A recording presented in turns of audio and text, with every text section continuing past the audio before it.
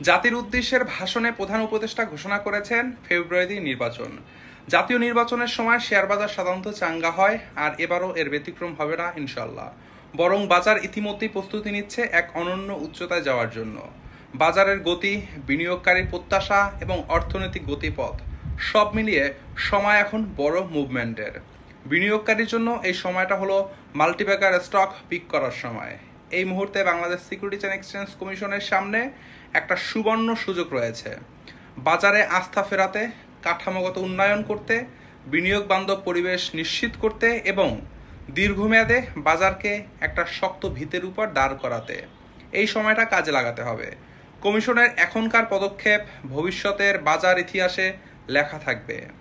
এমন একটা অবস্থান তৈরি করা দরকার যেন মানুষ ভবিষ্যতে মনে রাখে। একটা স্মরণীয় সময় আমাদের সকলের সামনে। স্মরণীয় হয়ে উঠুক এই বাজারও, এই প্রত্যাশা আমাদের সকলের মধ্যে।